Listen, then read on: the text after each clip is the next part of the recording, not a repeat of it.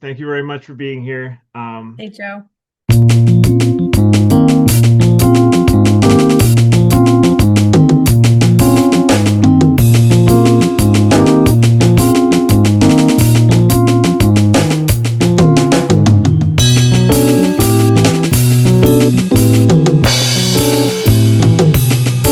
so my first question is this. You've built a reputation as a voice for the residents who often felt left out of major decisions. Mhm. Now, as council president, with a working majority of like-minded colleagues, it's fun and easy to imagine the good that can come from the position. But what scares you about being in that position of influence?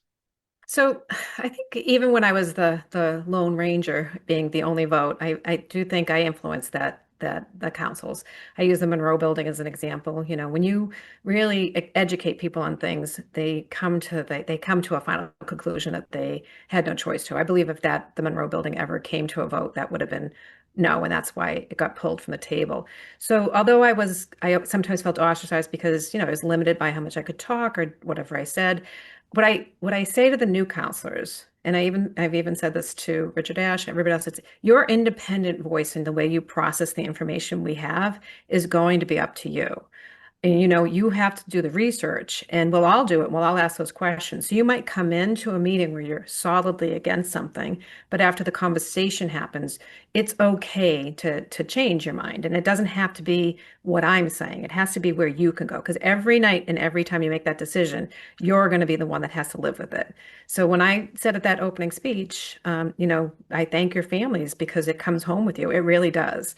Because some of the things we're doing, when you're an activist before you get elected, it's easy to be the activist. It's hard to be the person that makes a decision because your decision basically influences not only what's happening today, it could also influence several years down the road. So we have to really be conscientious of what we're doing. And some things we may be absolutely against, but we have to do because maybe it's DEP or there's something that's happening that we have to take care of and it's going to cost money. And, we know we're already in a lot of debt, but we have to take care of the specifics for our community to make it stronger and better.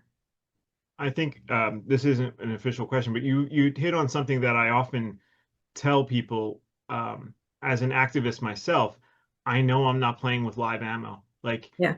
whatever I say will be filtered through the governmental process. But you guys are now in a position where what you say Hmm. happens. Yeah. And that must be a new in like well you've experienced it, but for some of the others who have been on like next to me at rallies and stuff, it's got to be a new sensation. I I think it is.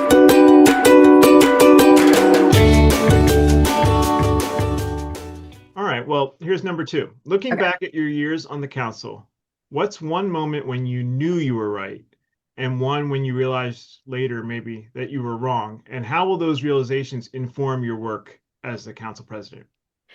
So, I'll use the Monroe building where I really felt strongly like buying the Monroe building and purchasing it for the purpose of putting the Quincy College there and a city hall. And it didn't feel right. And I wrote editorials about it. I spoke to everybody about it. And the fact of the matter is Quincy College still has, 80% of those kids that go to Quincy College are not Quincy residents. And all of the residents are paying for a college and supporting 80% of the kids that don't even live in our city. And that's a major concern. I'm not anti-education. I don't want to see things go out of business, but I do want to make sure we're taking care of the taxpayers. And, when it comes to what did I do wrong, I don't necessarily I think all of us feel the same way when you're doing it. You're doing the best that you believe you can do.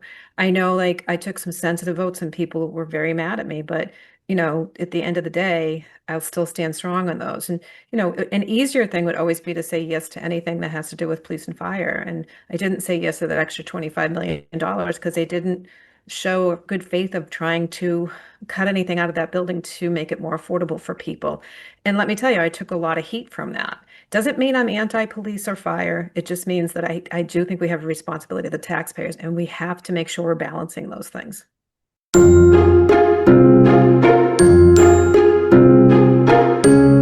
right, number three, if circumstances only allow you 2 years in this role, what initiative would you want to make sure you address, and what would success look like?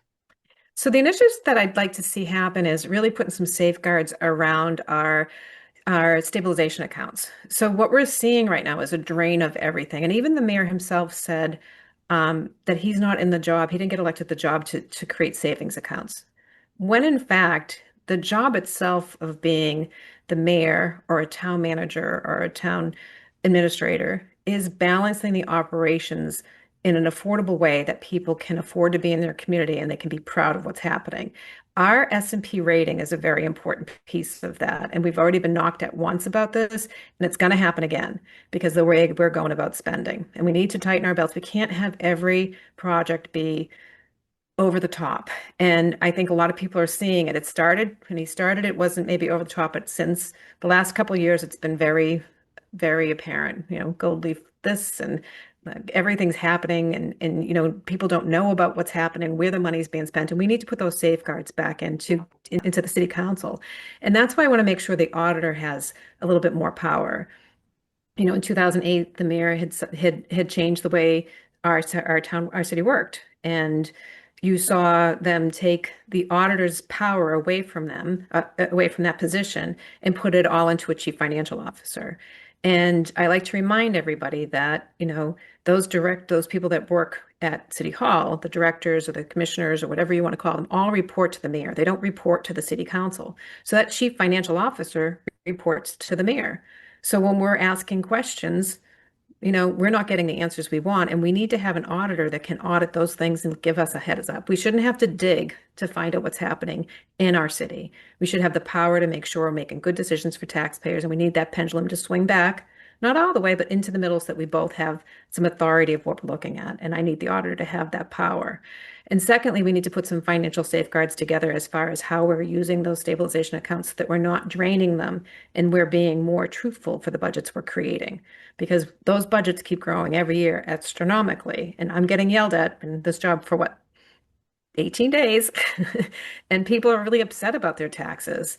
And quite honestly, they would have been a lot worse if we didn't use all those stabilization accounts. But this is a reality check, not just to the city council, because we have a whole new city council, but it has to be to the administration. We can't keep going this way. There's not enough money to sustain what's been going on in Mhm. our city. And we need to tighten the hatchets before it gets too bad, because it's only going to be the future. Unless we just want apartments and we don't want people living in the city of Quincy, we have to actually start taking care of it for the people who pay their taxes in this city. Seniors are getting priced out, everybody's getting priced out, and I see it, and it's a very scary trend we're going in. How many times are we going to pass before we shoot? How many? Four. Four!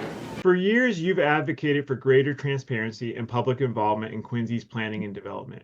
What specific changes in city process or structure would most empower residents to shape the city's future, not just react to it? So I think one of the things that we don't do right now is we don't listen. I mean, I was on the city council. I always listened to people, but we didn't have enough public forum. And what I really like to say is that we want to establish not just a public forum, we want to establish a time, just like in school committee, like a time that residents can come up at every council meeting. And, we'll limit it to 20 minutes. And the reason why we're doing that is because we do have work we have to get done. And each speaker will have 3 minutes that they can speak to us and they can tell us, what their concerns are. And, it happens to be really important. And we'll not always hear the things that we want to hear as counselors because, the ideal situation is like, oh, people are going to come up and talk about what I'm passionate about. You sometimes get the other side of the coin so that you can get that balance. So you're making good decisions, not only for the people who supported you, but for the people who didn't, because quite honestly, we have to represent everybody, not just the people who come to our fundraisers or tell us that we're great. It has to be about everybody who lives here. And one of the things that used to frustrate me was when people would come up and talk, and some of my other colleagues would be like, I know that person doesn't vote, but their voice should still matter. Whether they vote or don't vote, we live in a community, we represent that community, and we can't just focus on how I'm going to keep this job. It should be about how we're going to make it better for our families and for the next families.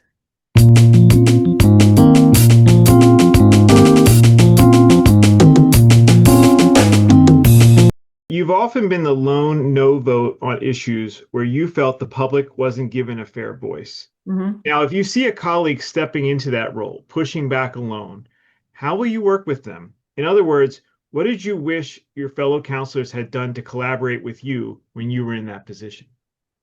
So I think the most important thing is, and I said this earlier, that we are all individual people, and we have to make that individual choice. And sometimes you're going to be the lone voice. And so long as you're that lone voice because you believe in what you're saying and the rationale of how you got there, I can tell you, Joe, I never slept better than the nights that I was the lone voice because I was basically not just giving in. I was letting people know this is why I'm voting no. And I have told each counselor that's had one-on-one conversations with me, I let them know, you have to make the decision for yourself. You may think that I have all the answers for you, but I don't. So if your answers are no, I want you to make sure you've thought it through and really can get behind what you're saying, or yes, because sometimes you might be the only yes, right? But really it's about and I don't want to ever take the power of that person's voice away because that is how you feel ostracized. It's less about the other people not going along with you and more about the fact that people try to belittle the decision you're making. I've always was very clear about why I made that no. It was not about being an obstructionist. It was about the right thing at the right time. And I want to empower all of the counselors to do that for themselves. You know, if you come in with a no and you get the information that you need, you can change your answer. It doesn't always have to be lock solid. People tell you they'll tell you what they want you to do. And I'm like, but you have to really pay attention to the information, how it's impacting what we're making the decision for, and if it's a good thing to move forward. And that's the best I can say is that everybody has an individual ability to make those decisions. Sure, it would be great if we were all unanimous all the time, but we saw what happened for 2 years when it was all unanimous. So that's not healthy either.